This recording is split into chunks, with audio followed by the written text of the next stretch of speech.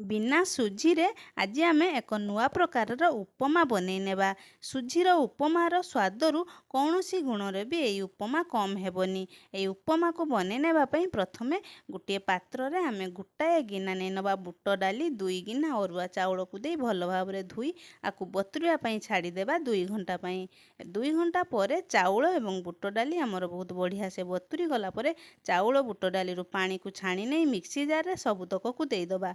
एबे एथिरे आमे गुटाए गिना दही एवं भल भाव रे पानी दे आमे बाटी नेबा। एमिति टिकिए खाली दरदरा करी आकु आमे बाटी नै सारी गोटाए बाउल को बाहर कर नेबा। स्वाद अनुसार एथिरे लूण दे आकु टिके मिसे नेबा एवं एथिरे देदबा आधा चामच खाइबा सोडा। भल भाव रे सब जिनिस को आमे मिसे नै गोटाए थाली रे तेल लगे एथिरे सबुतक बेटर को आमे देदबा। गैस रे कड़ाई रे पानी फुटी गले पानी रे गोटाए स्टैंड दे ए थाली को आमे दे दे आकु 10 मिनिट पई स्टीम हेबा पई छाड़ी देबा ढांकुणी दे।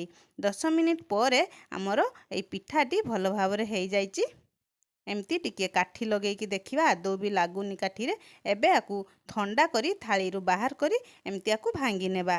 एमिति आमे सबुतक को ना एमिति गुंड करिकी भांगी नै साला परे गैस रे गोटे कड़ाई बसे दे कड़ाई गरम हे गले एथिरे आमे दे देबा रिफाइन तेल। तेल गरम हे गले फुडन दे देबा सुखिला लंका गोटा जीरा भल भाव रे फुटी गले एथिरे दे देबा चिना बादाम भाजी गले एथिरे आमे अदा छेचा दे हल्का भाजी नेबा। तापरे एथिरे किछि भृसंगा पत्र दे भल भाव रे भाजी नेबा।